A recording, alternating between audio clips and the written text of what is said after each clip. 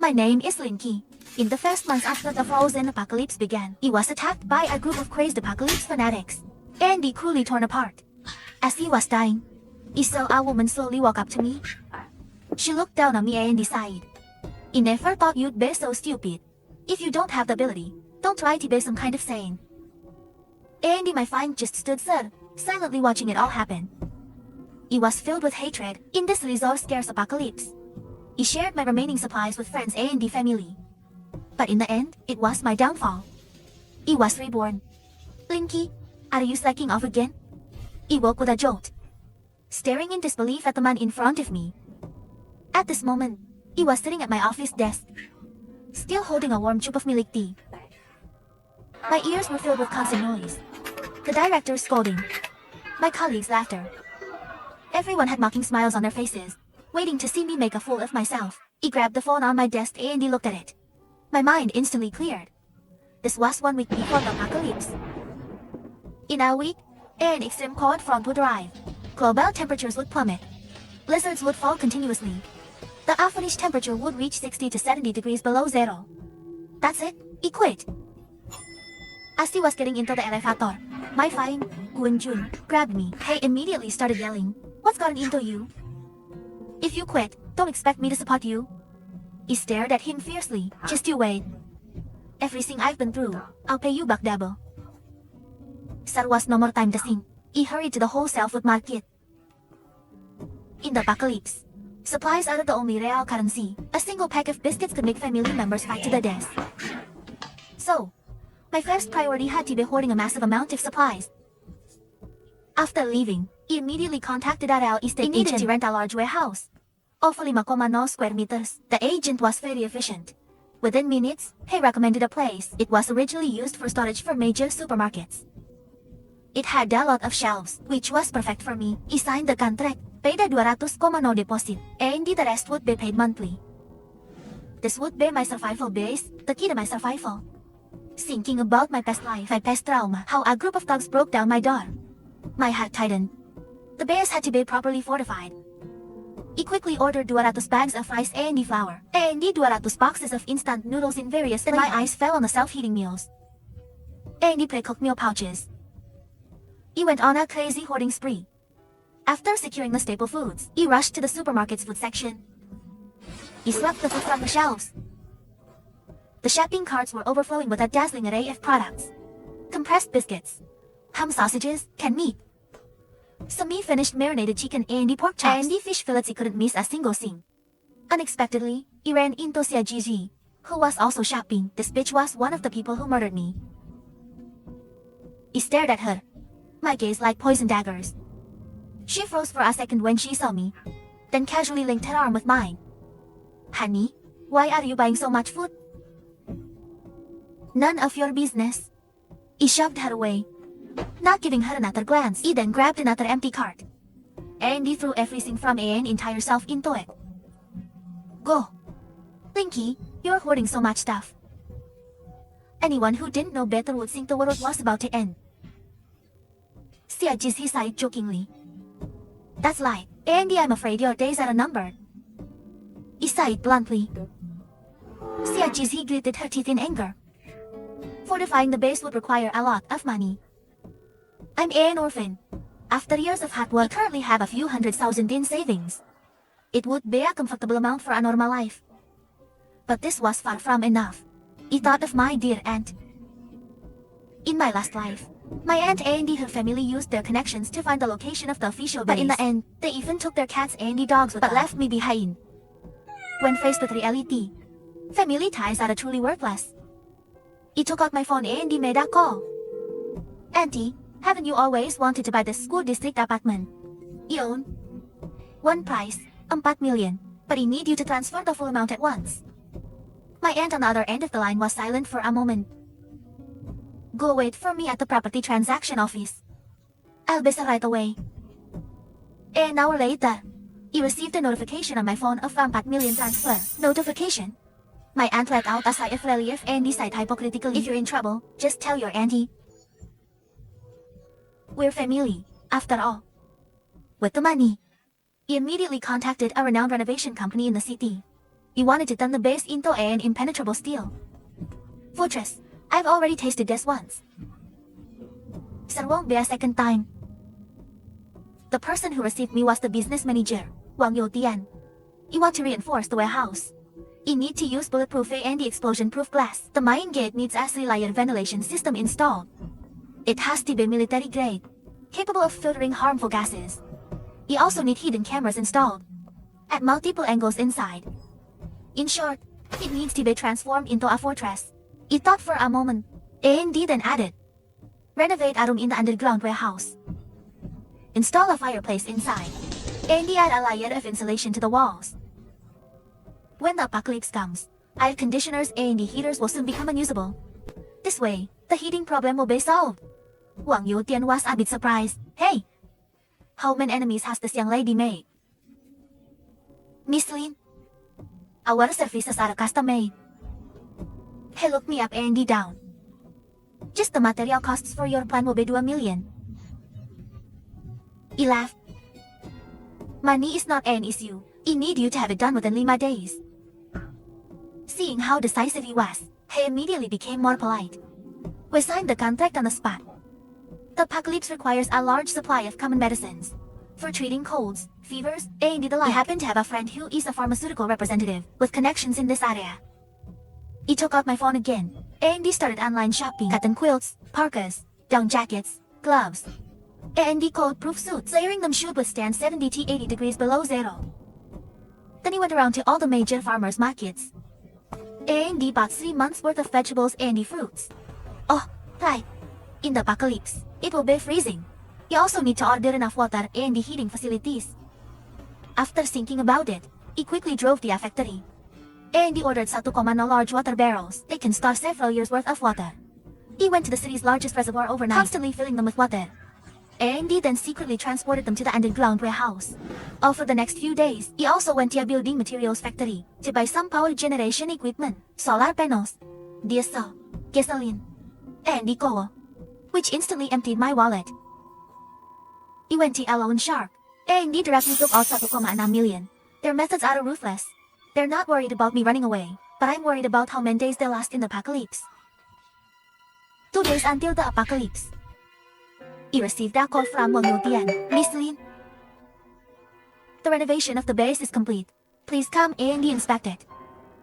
When he arrived at the base, my eyes lit up. He felt a huge sense of security. From the outside, it looked no more different than before. But the entire building had been reinforced with ultralight alloy as requested.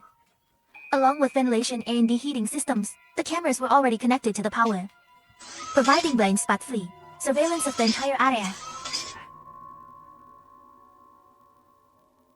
He was full of praise. It's great to have money. Mr. Wang, do you have any channels to get weapons? He whispered. Wang Youtian sighed cautiously. Miss Lin, those things are not allowed. I'm so scared that bad people will come after me. He sighed. And he continued to hint. He just want to get them to hide at home for self-defense. He didn't say anything, but took out a business card and he gave it to me at a remote hunting ground. He met with his contact, and he successfully bought a compound bow and firearms. As the evening sun's glow fell on my shoulders, he suddenly stumbled and he was about to fall. A steady, strong hand suddenly grabbed me. He came back to my senses, and he smiled at him. My name is Linky. What's yours? I'm Yanshen. After speaking, he turned and he left without a second glance. But the moment he heard that name, he froze. In my last life, Yanshen's reputation was legendary. Right from the start of the apocalypse, he had his own team. His combat power was off the charts. This man was extremely capable. But right now, he had more important things to do. That day, he received a call from my friend, Jun. Kiki, what have you been busy with lately? Why is the lock on our door broken? He cursed inwardly. Is he sending you to hell? He hung up the phone. The Stumbak still didn't give up. There's nothing between me and this Yajizi. Did you misunderstand something? I'll contact you in a couple of days. I'm busy. He sighed in an impatient tone. You've been so strange lately. What have you been doing, sneaking around every day? He also heard you've been hoarding a lot of instant noodles. He was startled. You have too much money. Is it any of your business? On the night of the 31 Street, the night the apocalypse began, he locked the 3 heavy gates. Suddenly, a white light flashed across the dead night sky. It vanished in just 2 seconds. It's here, he instantly tensed up. My butt felt cold. He stared out the window. Heavy snow began to fall from the sky. The temperature plummeted. He took out my phone to check the temperature. In just a few minutes, it had already dropped to -15 degrees. He yawned. He felt a bit sleepy, so he turned the air conditioner to its highest setting, and he went to sleep. The next morning, he opened my phone. The news feed was all about this major temperature drop. The internet was filled with complaints. Many people were complaining. And cursing. What the hell is this? It's already -30 degrees. It literally froze me to tears last night. The snow outside is already 3 meters high. All traffic is paralyzed. How are we supposed to go to work? Of course, some people found it no fail. They hoped the heavy snow would last a few more days, so they wouldn't have to go to work. Oh yeah. Number one took it seriously. But the blizzard would only get worse, becoming a natural disaster that humanity could not bear. Sigh, he took out a tomahawk steak, pan-fried it, and he had a simple Western-style meal to whet my appetite. I'll eat slowly. No more rush. At least he can outlast these enemies. When he woke up the next day, the scene had changed again. The wind howled outside. The goose feather-like snow became even denser. The accumulated snow was already as high as a 2-story building. The entire city was enveloped in a depressive atmosphere. My house was covered by the blizzard, making it hard to spot from the outside, but the ventilation system in the house was excellent. My phone showed the outside temperature was -40 degrees. It was no longer possible to go outside. He turned on the room's ventilation system. For example, he lit a fire. The flames burned fiercely, and the indoor temperature slowly rose to 20 degrees. It was very warm. On the TV news, the anchor was wrapped in several down jackets, trying hard to report in a steady tone. Due to the sudden drop in temperature, some citizens were seen this morning panic buying large quantities of goods at supermarkets. Our material reserves and supply are very sufficient. For actions that spread rumors and cause panic, we will hold them accountable according to the law. On the 5th day of the blizzard, the lowest outdoor temperature had already reached -60 degrees. He turned off the TV news. Everything was happening exactly as it did in my previous life. He knew the disaster had only just begun. He won't worry about it for now. He took out a packet of hot pot base, and he made a pot of lamb rib soup in a copper pot. He laid out the dipping sauces, and he also prepared marbled beef, rolled lamb, tripe, various meatballs and vegetables. A good mix of meat and vegetables, filling the whole table. He also mixed my favorite oil-based dipping sauce with cilantro and fermented bean curd. Just then, my phone rang. He opened WeChat. It was a message from Woonjun. Kiki, the snow is so heavy. You haven't been affected by the winter, have you? You can't go out right now. He heard you hoarded a lot of stuff a while back. Baby, can you give me some food fast? He raised an eyebrow. He pointed my phone at the lavish hot pot. And he recorded a short video. You should have said so earlier. I've already eaten most of the snacks at home. Now we can only have some hot pot to fill my stomach. At this moment, Guwenjun was cuddling with Xia Jizi, shivering on the sofa.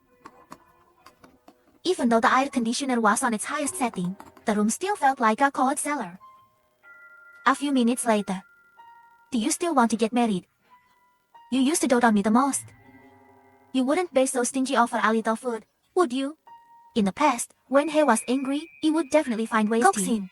But now, looking at him is like looking at a dead person. If you want to eat, go out and buy it. What he eat is none of your business. You still want to see him and Xia Jizi on each other. He closed the chat window, and he opened the residents group chat.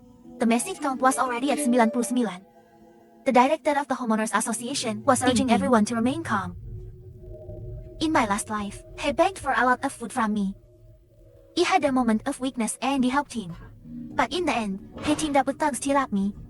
He wondered how long he'll last in this life. A week later, the blizzard showed no more signs of stopping. Finally, someone couldn't sit still anymore. In the residents' group chat, Director Ding, how long is the snowstorm going to last? My rice container is already empty. Someone started complaining in the residents' group chat. When everyone's food runs out, we'll all just have to wait to die. Will you take responsibility for that? Supplies have already been distributed to each residential complex. Everyone, please follow the instructions. Do not loot. Everyone's emotions were instantly stirred up. He scrolled through the messages one by one, finding it laughable. A woman named Zhao Xixian in the residents' group chat was asking for help. Does anyone have any fever medicine? Can he borrow some? My daughter hasn't eaten in 3 days. She has a high fever that won't go down. She's only 3 years old. Please, I'm begging you all. How pitiful. After a brief silence in the group, someone spoke up. The child is the priority. You still have half a bottle here. You also have some annual bread. I'll bring it over to you. But is everything really as harmonious as everyone thinks? Water, electricity, and gas are already some nuclear power plants are still in operation. There are still 2 hours a day when you can get online. He practiced my archery skills in the room. And he did various physical training exercises. 61 weeks passed. He opened the residents' group chat, and it had completely exploded. Director Ding had apparently realized that he couldn't squeeze any more out of the residents. The messages everyone sent went unanswered. Only he knew what had happened. He didn't take the supplies and he ran, did he? Only then did everyone realize they had been tricked. Director Ding had previously sent pictures of the items he had received to the group chat. He used everyone's sympathy and kindness. For one last fundraising effort, he took it all for himself. Director Ding, you're really something else. Building 3, Apartment 602. Let's see how he deal with you. The man speaking was from a security team. What are you trying to do? I'm warning you. If you dare to act recklessly, I'll call the police and have you arrested. At this point, Director Ding finally lost his cool. His face was pallid with fear. In the evening, when there was internet access, someone in the group chat posted a video of being vandalized. The old couple had been beaten up badly, and they were wailing on the ground. All the hidden supplies were also found and taken. He pinched the bridge of my nose. However, he paid no more attention to the outside world. He set up a charcoal brazier in my room, and he roasted sweet potatoes on a wire rack over it, along with fruits and chestnuts, and the apple of tea. The aroma filled the air. Outside, the sky and the earth had merged. It was impossible to tell where the boundary was. There were also some daring people who ventured out into the blizzard to find supplies, but they could hardly make it back. And they were buried alive in the snow. My warehouse has a hidden exit. He occasionally crawled out to throw away trash. He used binoculars to scan the surroundings. The entire city was eerily quiet. I've been hiding for a month now. During the 1-hour signal recovery each day, he would receive countless messages from Gu and Jun. Kiki, he was wrong. Please, for the sake of our past, give me a bite to eat, please. He was nestled on the sofa in my pajamas, eating from a food platter. He completely ignored him. The colleagues' group chat was also very lively. Family, is anyone still alive? He just escaped from the base. I'm only half alive. I'm the only one left in my family.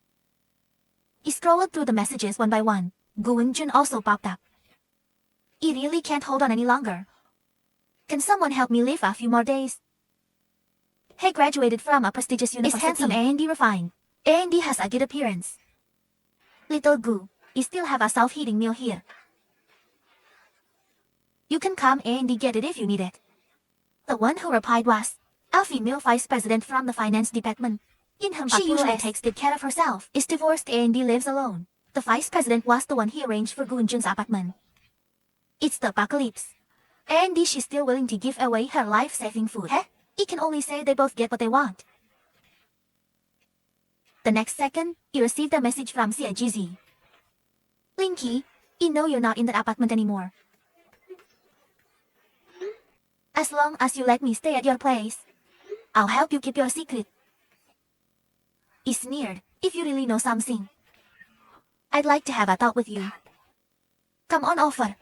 I'm guarding the supplies, so it's not convenient for me to show my face. In his desperate situation, CIGZ saw a faint glimmer of hope.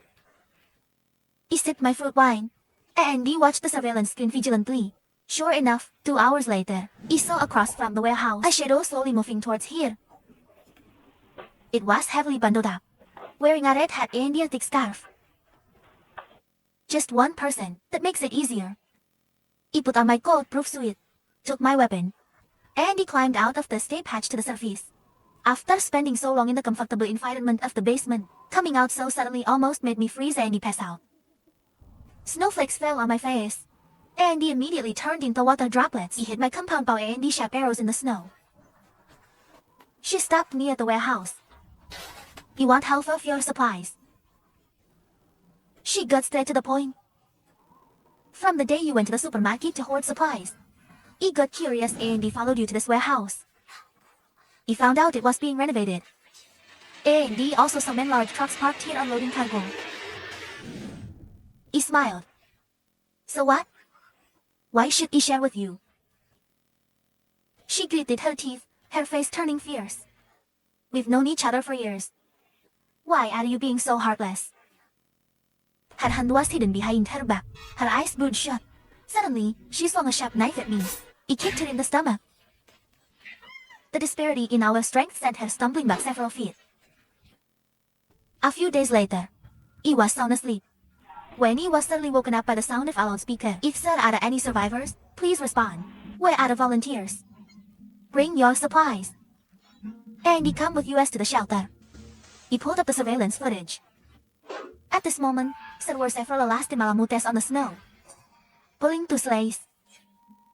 On top stood more than 10 people in cold-proof suits. Although they were covered from head to toe, their eyes revealed fierceness and greed. They were carrying knives. Hearing that volunteers had arrived, someone broke down and he cried. The volunteers are here. The government really hasn't given up on us. He sighed. How foolish, due to the extreme weather. The darkest side of their humanity has already been revealed. This group of people are just thugs here to cause trouble. The ridiculous thing is, the residents didn't realize the danger was coming. Everyone was dizzy with hunger. I've already burned all the furniture in my house. I've even boiled my last leather belt for soup. If we don't go, we'll just be waiting to die. In a short while, the survivors from the surrounding area had almost all gathered.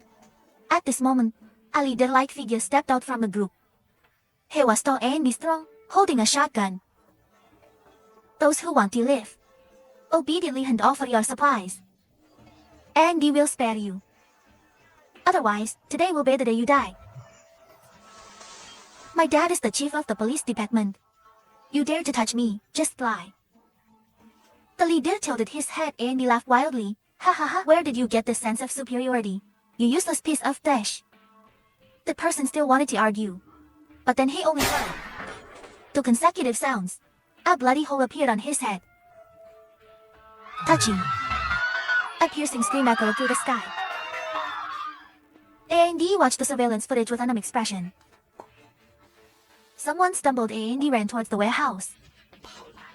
As they ran, they let out heart-wrenching cries for help. Help, is anyone, sir? Can you let us in? The person slammed on the window. The blood instantly froze on the glass. There are a lot of supplies piled up in here. The person pressed their face against the window, their eyes flashing with excitement. Brother Kun, this looks like a warehouse. Easy shelves. The person picked up a sledgehammer, and he swung it violently at the window. This blow was powerful. However, his hammer was sent flying back. What kind of window is this strong? A few of the younger brothers rushed up, ramming it with their bodies, and hammering it with all their might. The mine gate only had a little bit of paint chipped off. Big brother, let me try. A shifty-eyed underling took out a metal tool aimed at the fast gate's keyhole, and he started fiddling with it. Of course, he wasn't worried. All 3 gates were fitted with spatial defenses. He casually took out the controller, and he lightly pressed a button. Instantly, a powerful high-voltage current shot through his body from the metal lock. The person let out a blood-curdling scream. Kun was both shocked and enraged, and he let out a furious roar. There must be someone inside. Break down the wall for me. It finally came to this.